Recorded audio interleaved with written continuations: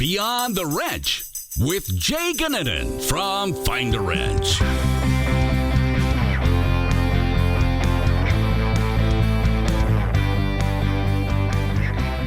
Welcome to Beyond the Wrench. I am your host, Jay Goninen. Before we get started, I want to remind you that we're putting on our first ever virtual conference called Techmission. Techmission is a 2-day conference with the first day being focused on automotive and the second day on diesel. Join us on October 7th and 8th as we take time to listen to techs and brainstorm on how to make their lives better.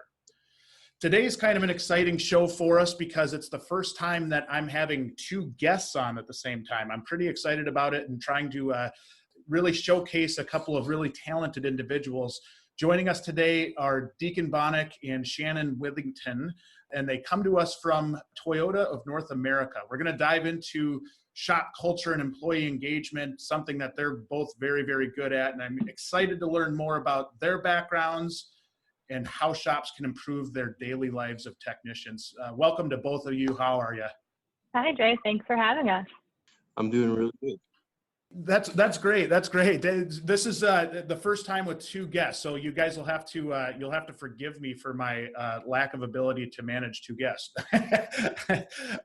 Shannon, let's start with you. Tell us a little bit about yourself and kind of how you got into the automotive business. Yeah, so my name is Shannon Withington. I am a district service and parts manager in the Toyota Chicago region. I was a business school marketing background. I was recruited out of college at a career fair. I saw the big shiny Toyota logo and I just walked right up to it and they started talking about they said they were the liaison between corporate and the dealerships, and those words meant nothing to me. But quickly, I just learned more about what Toyota did, what they stood for, and the importance of the people that work there, and that's what kind of drew me to them. So I've been in the industry for 3 years. All right, and just learning more every day. That's perfect. And the interesting part is you've got kind of a tag team here with Deacon, right? And Deacon, tell us a little bit about you. Okay, so my background is not as direct as Shannon was. I went to a technical school, and after a technical school, I entered the workforce as a mechanic. And for almost 20 years, I was wrenching on cars. And at one point, I thought there's got to be just a little bit something more out there. And one of my field technical specialists that I currently work with mentioned that maybe I should be looking for a job with Toyota. And I applied for the job, and lo and behold, here I am. That's pretty cool. And Shannon tells me that you're kind of like Superman, right? Like when somebody can't fix something, you're kind of coming in and you're helping people out a lot. Yeah, thank you, Shannon. It's not quite that glamorous. One of the great aspects about the job is being able to come in with a fresh set of eyes and talk with the technician, and most of the time it's just helped redirect where we need to go to get the car fixed. So pretty much what it sums it up. Well, and I think the cool part about your story, Deacon, is you sharing about how you were a tech, and then there was another opportunity that came as a result of you being a tech. And that's something we talk a lot about on this show, and a lot of the content that we put out, that getting that core background of skill and knowledge, and that the diagnostic ability, the mechanical ability, can lead to so much more. Is that kind of what you saw in your career? Yes, it is. Having great diagnostic foundation is core to doing the job, period. Yeah, that's really helped me get to where I'm at, is just being able to stand back, assess the situation, and come at it from a different angle sometimes. That's great. Shannon, talk to me about, what did you learn about being the liaison between the manufacturer and the dealer?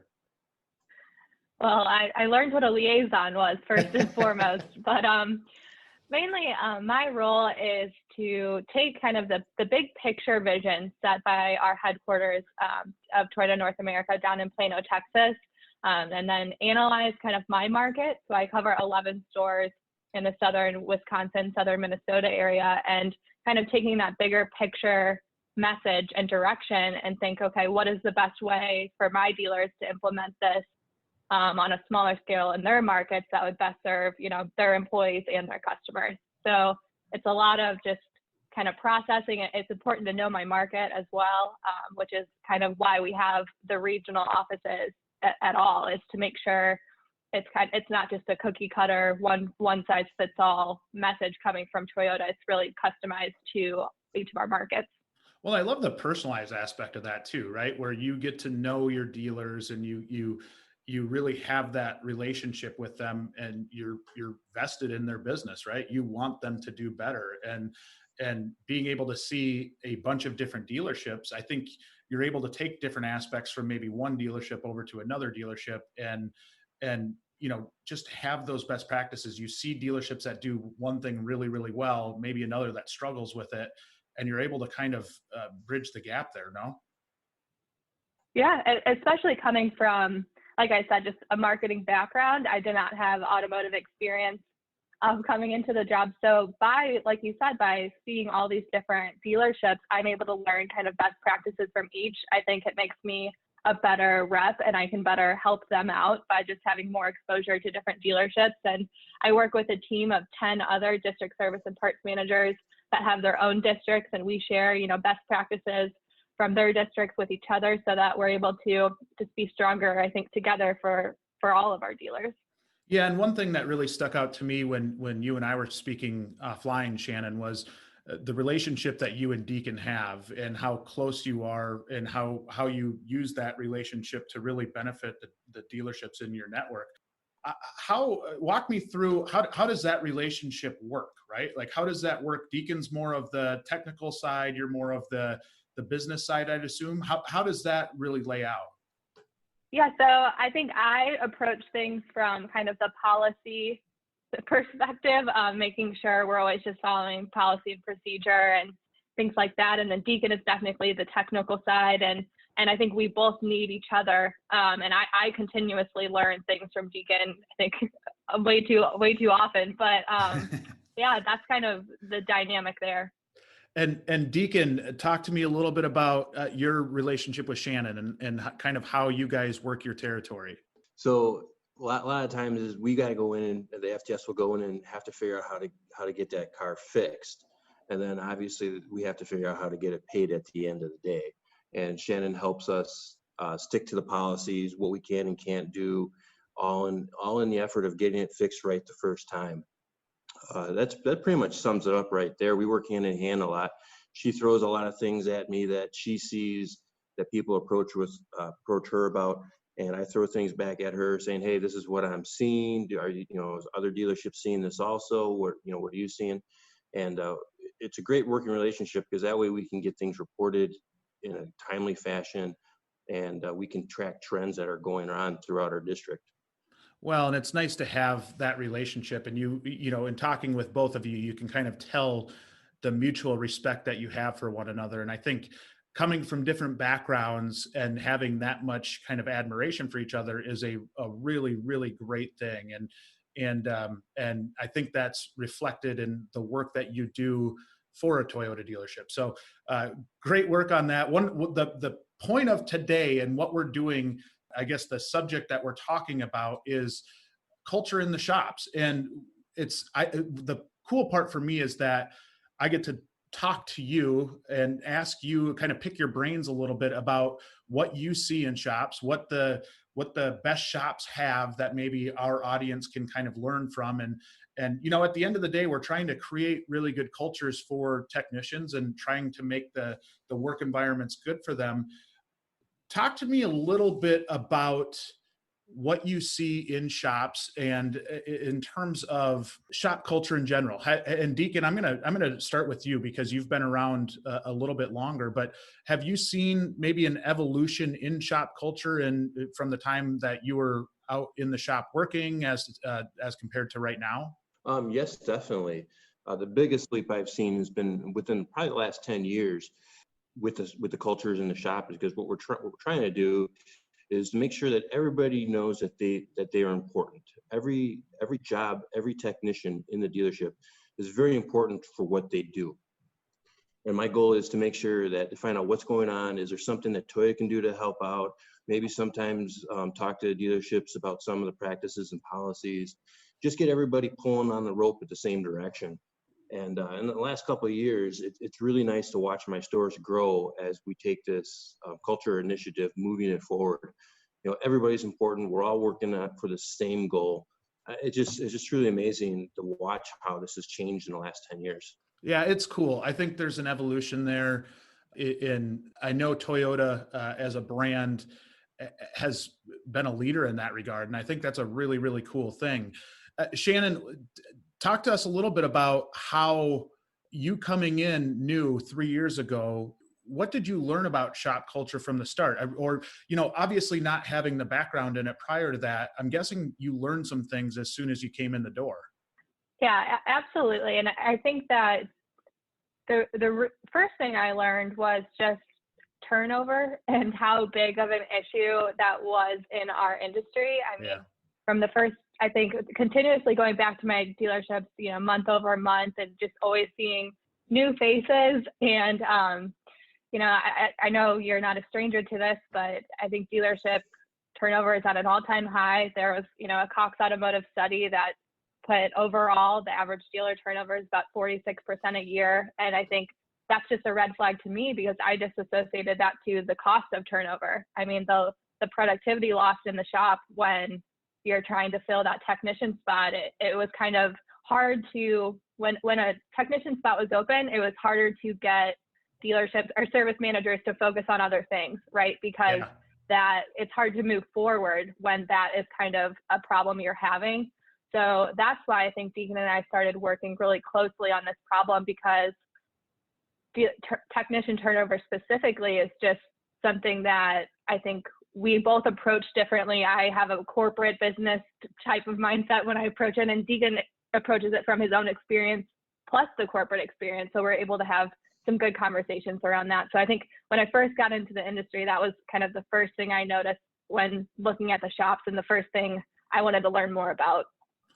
That's interesting. And something that we talk about too is it's not only turnover and losing them to the competition, but losing them from the industry altogether, right? And that's creating kind of a big concern from our end at Find a Wrench and WrenchWay, and really where we want to provide educational content to our to not only our clients but to the industry in general, because I think that's where once we start to understand that there is some type of a culture issue, or that there's something that we can improve there, and until we do, we're not going to see that turnover get any better, right? And I think that's the cool part about having the two of you on today, is that you're doing something about this firsthand. And I guess talk to me a little bit about how you're doing that, and how you from taking maybe a shop that Deacon saw 20 years ago as to now. What do you do to change the culture, and maybe not even necessarily change the culture, but enhance the culture? And Deacon, I'll maybe ask you about that a little bit. Well, you can't really change a culture unless everybody gets on board and wants to change the cultures. Step number one would be to have the dealership recognize that they have a culture issue and want to make a change. And what we do with that is we'll have these meetings with them, and we'll actually have them draw out their own little plan, and we support them. And what are you going to do? There's no wrong answer as long as you're doing something to help improve the environment in that dealership, in that shop. That's great. So the first step is admitting you have a problem, right? Isn't that always how it goes? But it's so true. And to understand that until you realize that you've got a problem, and that it's not all peachy in the back. And I think a lot of times from a dealership management aspect, it's easy to sit in the front office and not really understand what's going on in the back until you hear something bad going on. Shannon, I think this is a good question for you, but what do you see there in terms of what can we do to build on that, right? So we understand that we've got maybe a culture issue. What are some items that we can do to really enhance the culture in a dealership? Yeah, definitely. I think the main things that we kind of make sure every dealership is focusing on would be timely performance feedback for every associate, not just your associates that have the most opportunity for improvement, but I think every associate should be receiving regular feedback to know, so that they know quarterly, monthly, where they stand. I think especially on the technician side, technicians usually see management come for a conversation when maybe there's an issue, but never really just for a pat on the back regularly. There's never a, hey, good job fixing that car. It's more, what happened with this one? So that consistent, regular feedback, I think is something we make sure that everyone's doing. Another thing, which I know you're pretty passionate about, is just making sure to share opportunities for advancement in all positions, and making sure the management in each store is actively talking to their associates about, hey, where do you see yourself in 2 years, 5 years? How can we help you get there? Because a lot of our more tenured technicians, I think, they're not having those conversations anymore. And I think that's when people get a little curious about what else is out there, when they feel like they're not being approached with opportunities for advancement. And then a big fan of just, recognizing your employees whenever it's possible and getting them involved with the goal setting for the dealership, because the more you involve your associates with goal setting, the more they'll have that, emotional commitment to the goals, because they feel like they were a part of them. So those are kind of the bigger picture things that we try to talk to our stores about, because most of the time when we come in, I think they want to talk about, a car that's down, get Deacon's eyes on that, or kind of talk to me about this claim that maybe they're having trouble getting paid. And that's what we're here for also, but I think it's important that we can do both. So how do you do that? Are you talking and working with a service manager and maybe coaching them on how to, maybe a process to have that consistent feedback, or just kind of talking about the importance of it? How in depth do you go in that conversation?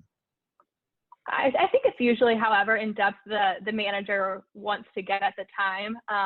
Most of the time, I work with phenomenal service managers who are people, they understand why this is important. I think just we get very caught up in the 30-day cycles and the day-to-day cycles. And sometimes, it was like today, all of a sudden I woke up and, my October is pretty much booked, so I think life happens fast. And sometimes these things just get away from people when the shops are busy, the drive is full. And so it's kind of our job in these monthly meetings just to sit down and kind of help them plan out as in detail as they want. We share a lot of good templates. Like I said, we share best practices to make sure they have all the resources they want, and kind of go from there.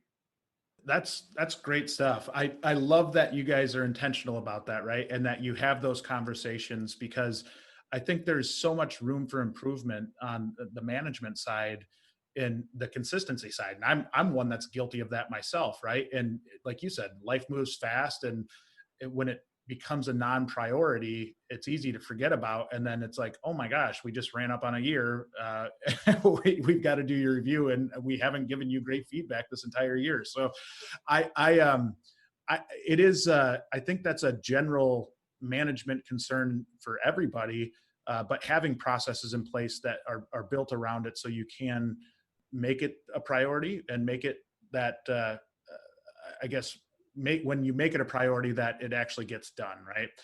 Now, Deacon, what's the typical background of a service manager that you work with? And I know that's a very, very vague and loaded question. Oh, wow. Well, sometimes they got promoted from the service drive. Sometimes they're technicians. Some of the smaller stores will promote their head technicians to be a service manager. They should have good people skills.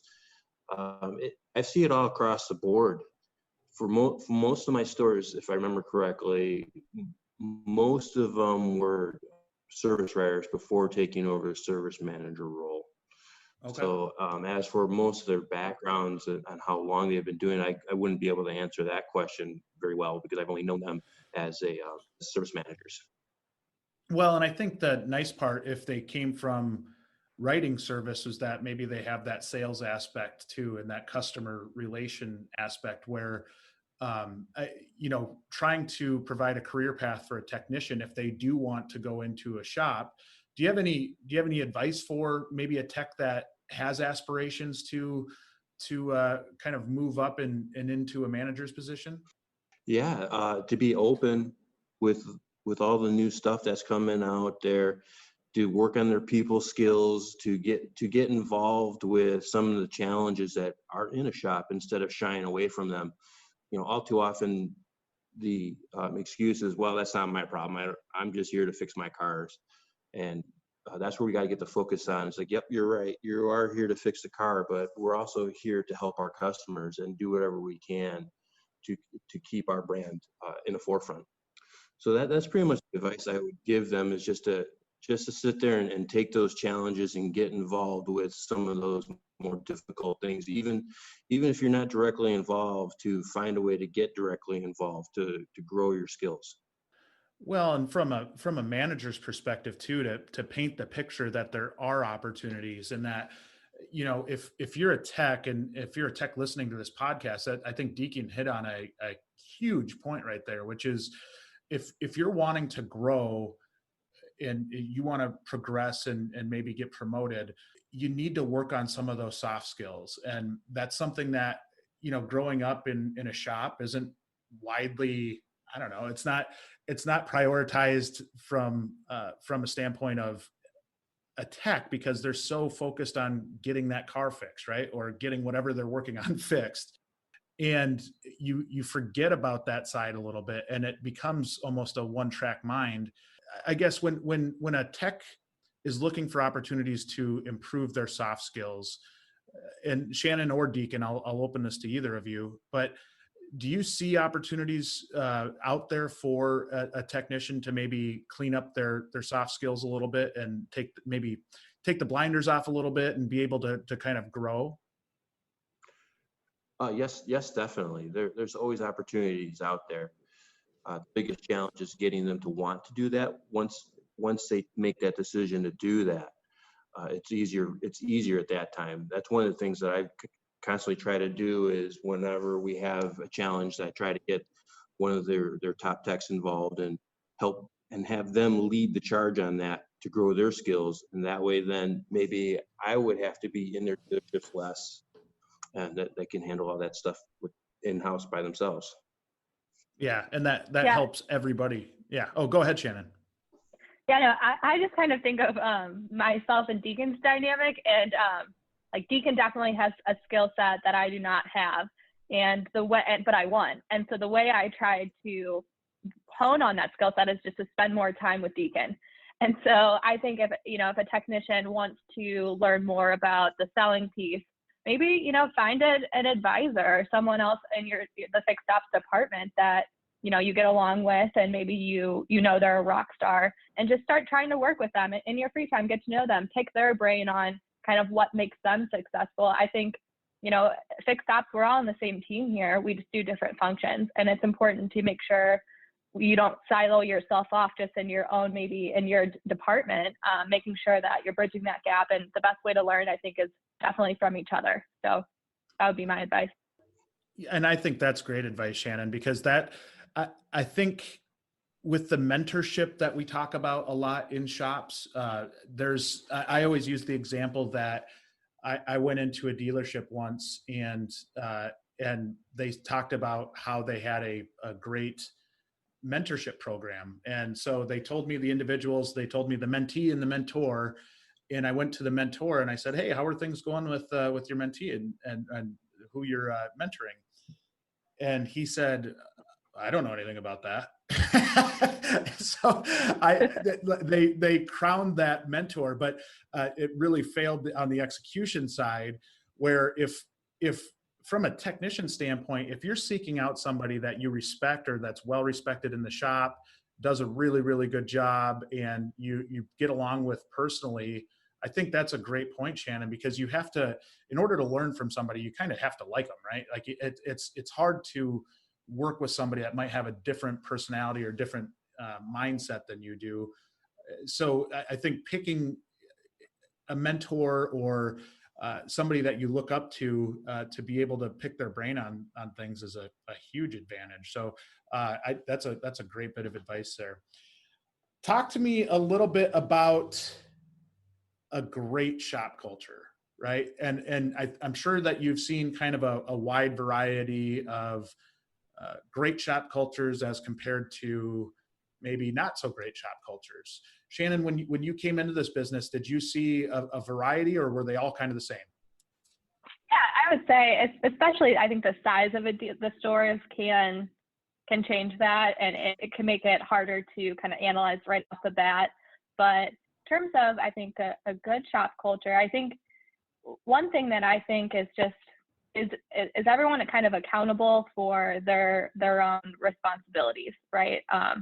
There's no finger pointing, like Deacon said. I'm just kind of, I'm here to fix my cars. I don't care what's happening in the bay next to me.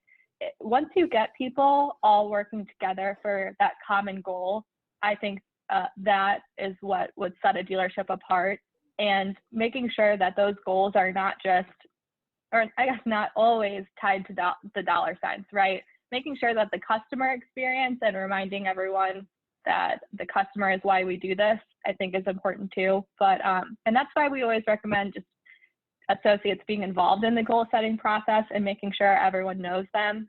Because I think a shop where everyone knows, for the month of September, our goals are X, Y, Z, you're more likely to hit those goals if everyone is on the same page.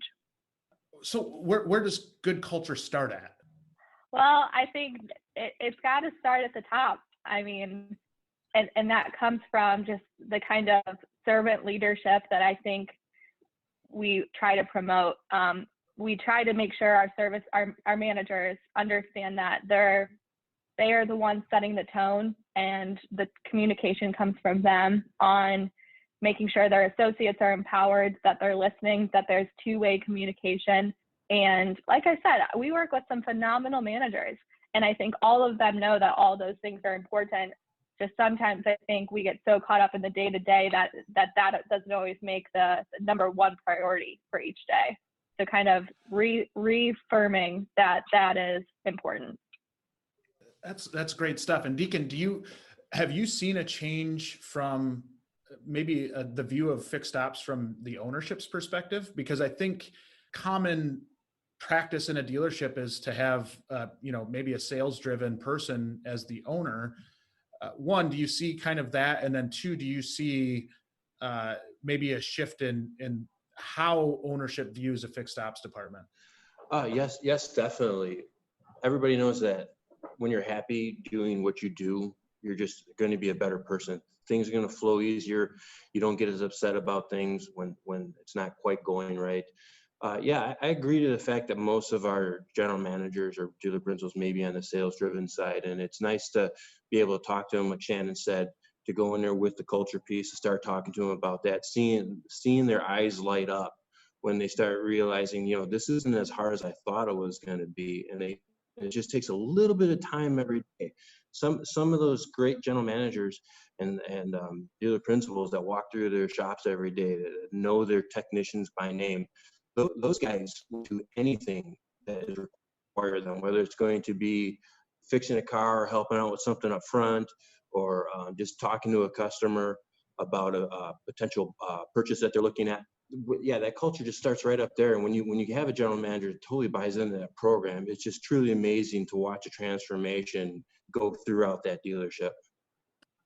Well, and I think what a lot of dealer principals and general managers have done a really good job of lately is changing the perception that, it used to be that the service department was just kind of a cost of doing business, or it was you had to do service work in order to sell the cars, right? And I think once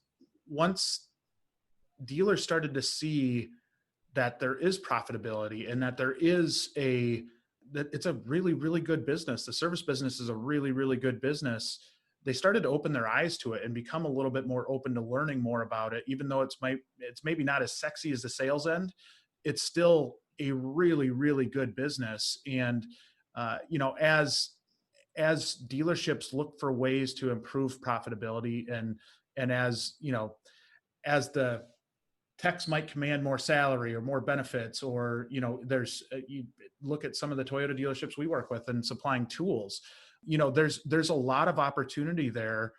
And I think that's maybe where I've seen a shift in how a dealer principal might view the fixed ops department. Am I off base there, Deacon? No, you're spot on. Yeah, I think that's it's been a big change even in my time in the business, just seeing as a necessary evil to actually go and make it a really good profit center. Shannon, let me ask you this then. How do you see that? I mean, are you seeing, if you're handling maybe more of the business side, or whatever that relationship is with a dealership, do you see a shift in maybe the viewpoint of what fixed ops means to a dealership? Yeah, I think another piece of it is, one, the profit center, but also the kind of retention that comes from a good fixed operations department.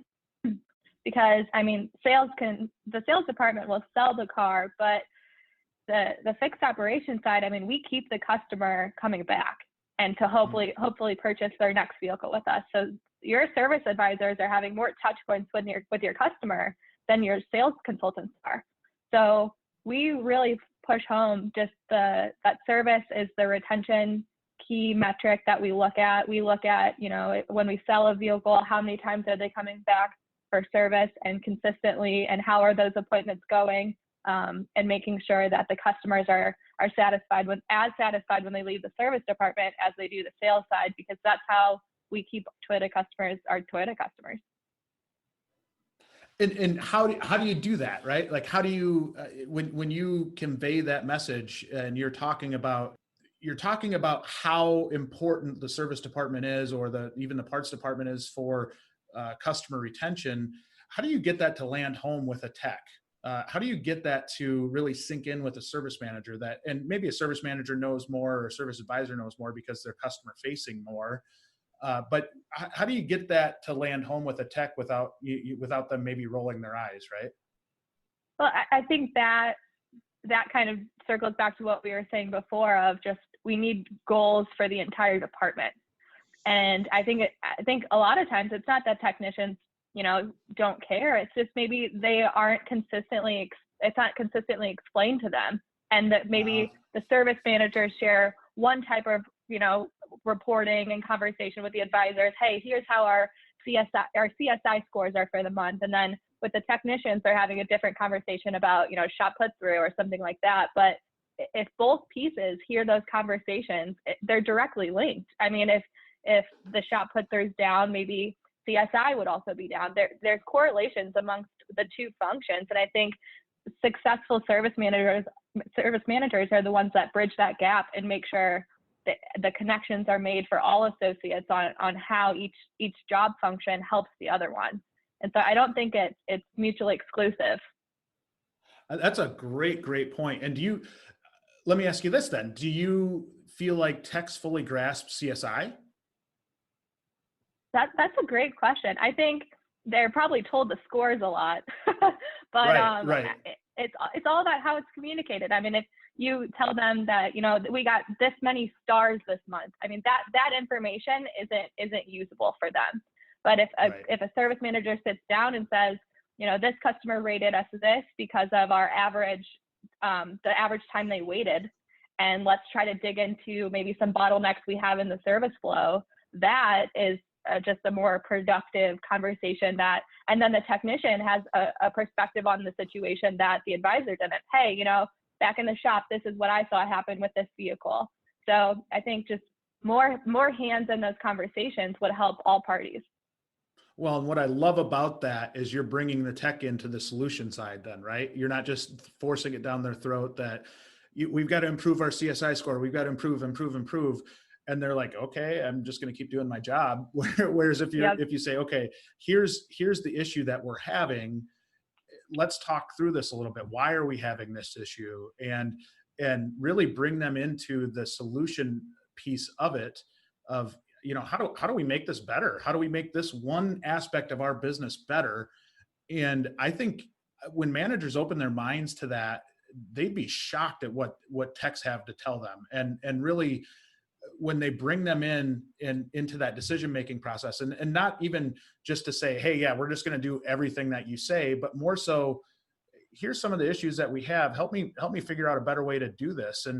And I don't know if that happens enough, to be quite frank, where a manager, and it again probably stems from the fact that they're just so busy all the time that they don't have those intentional meetings to say, okay, here's where we're sitting at, guys.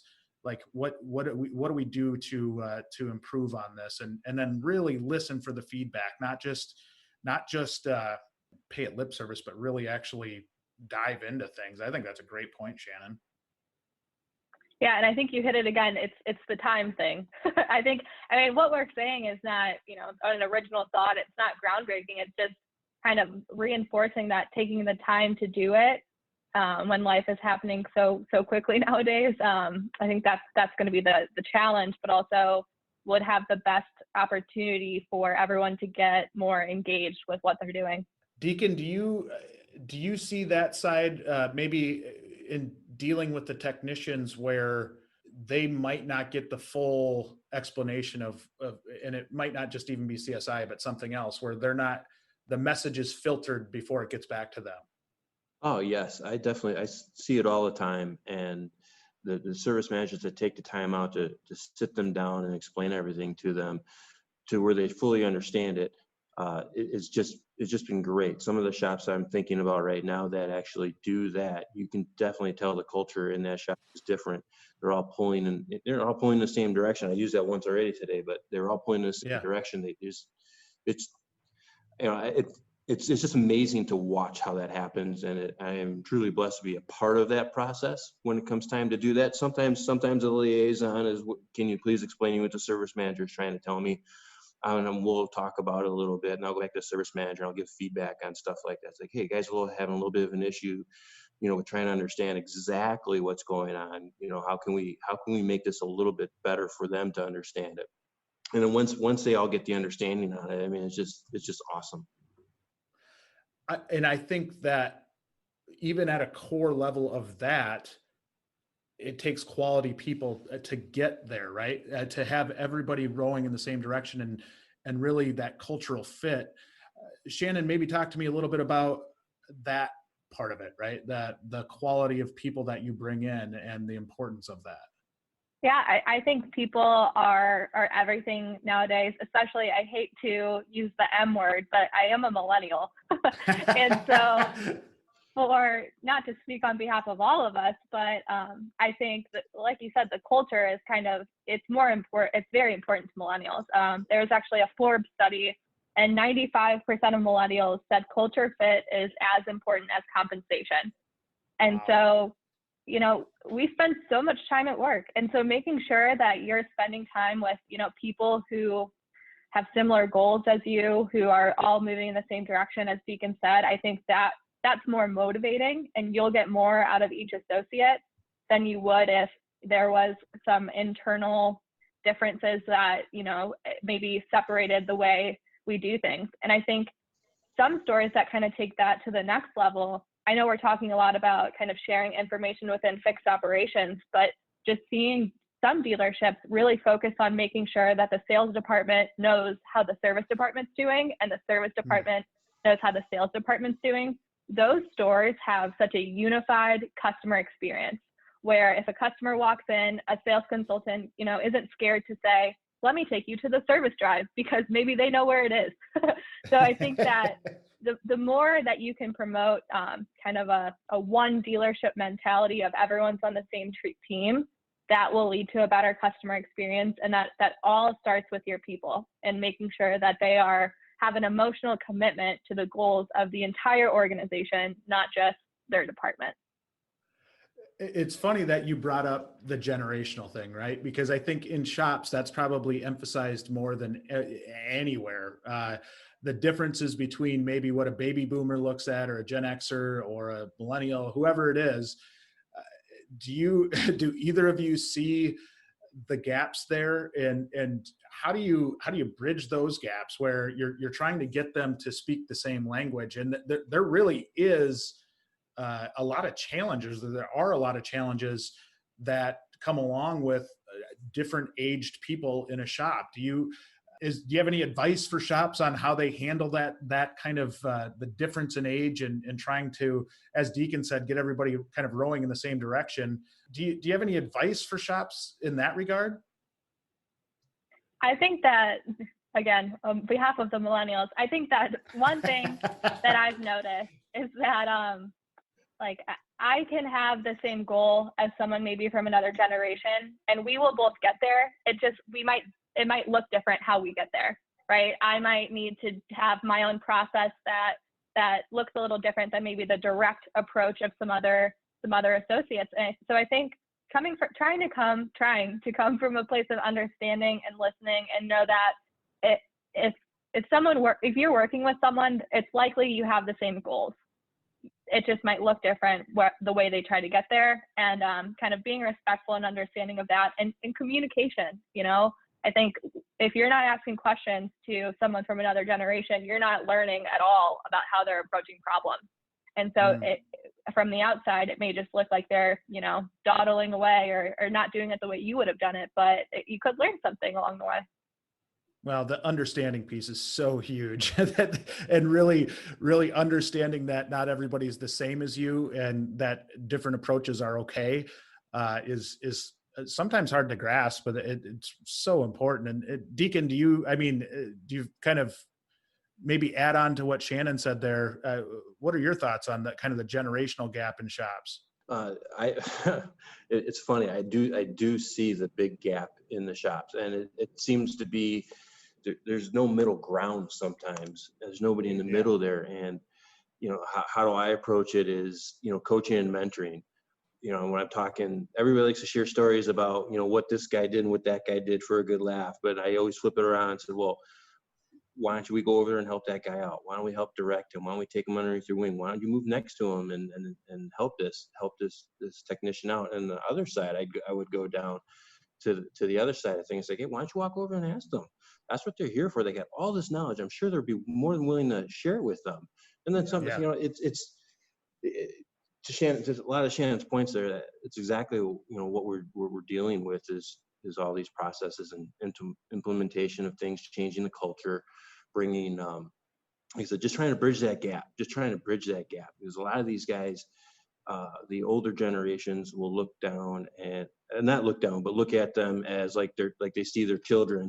And sometimes you look at some of these younger techs and I look and I was like, oh, he just reminds me so much of my parents. And sometimes there's that unconscious bias that's there, and it's like, no, guys, we can all do this. So just coaching and mentoring is the biggest parts.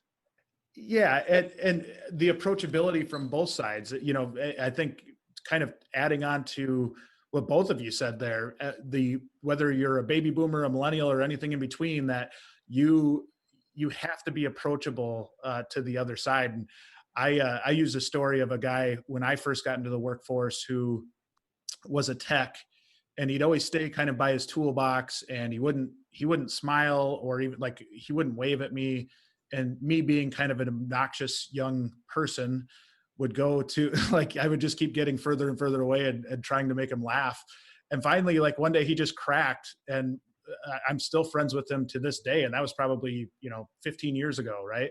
And it just took him kind of letting his guard down. So then to be open to it. And I don't know that happens with everybody, right? That guard ever gets let down. And I think for culture in a shop to really kind of blossom, I think that's such an important piece that people are open to working with each other and helping each other. And, in the days of flat rate, like we are, in a lot of cases, you become really individualized. And I think it takes away maybe an element of that team approach. And I think you're starting to see maybe some pay plans that change a little bit because of that. But to me, it's such a big, big issue, and something that both sides and I shouldn't even say sides, because it's not like we're putting people against each other, but more so anybody that's in a shop, if you're approachable and can at least have the, that common goal that Shannon talks about, constantly, have that in mind and that you're all one team and you're working for the same purpose, hopefully we can make some headway with some of these shops. So I don't know, anything else to add when it comes to shop culture? I mean, to me, that was such a huge point that you guys hit on, and I absolutely love your approach to it. Is there any other, I guess, aspects to this that we're missing that maybe a shop could improve on, or that we might have aspirations for in the future? One thing that I would add is anything that you start doing, maybe it's a process change, whether it's, some feedback or anything like that, just make sure it's consistent, because especially just from a management perspective, I mean, you could start an awesome program, have a great round of quarterly check-ins with some associates, but if the next quarter rolls around and it's not on your radar anymore, you're kind of hurting more than you're helping, because if you're telling your associates, it's really important I get your feedback and I give you feedback once a quarter, and then it doesn't happen again, it drops off, I think that, it kind of loses the credibility with what you're saying. So anything that you're starting, I would just, keep on top of it and make it a goal for yourself as a manager. Or, if you start a mentorship with a certain person in your dealership, make sure that's consistent, because that's the biggest way you can grow and earn that credibility to make sure it's actually worth your time. That's a great point. I've seen that multiple times, or just all the time, actually, where you'll set a goal, or a manager will set a goal with an employee, and then that's the last time they talk about it. And that doesn't help anybody. Deacon, do you have anything to add to that? No, Shannon stole my thunder on that one. I was going to say just a little bit shorter. Just stick with your process and make sure you stay consistent with it. And that's, the cool part about this podcast and just getting to know the both of you is, I don't know, I think it's really cool, the relationship that you two have and how you kind of represent one another when you go into a dealership, and you really respect one another. And hopefully we can kind of see that in shops as well, right? Where maybe that more experienced tech will take that less experienced person under their wing and help them out, and really take pride in growing somebody and seeing the evolution in a shop. So I thank you guys for being on the podcast today. This was amazing. I was taking notes again and learning. I think every podcast I do, I'm always learning something here. So I really appreciate both of you taking the time out of your days to be on the podcast. Yeah, of course. Well, thank you so much for having us. And Shannon, we got the bucket list is now checked for the podcast, right? Checked off. I am a podcast junkie in all of my drive time out in the field. So to finally be on one, I probably won't listen to this in my car, because that would be a kind of freaky experience. But yeah, definitely checked off the bucket list. Well, thank you so much. Thank you, Deacon. I appreciate everything that you guys are doing out there in dealerships and helping make the culture of dealerships better. Oh, you're welcome, Jay. Thanks, Jeff.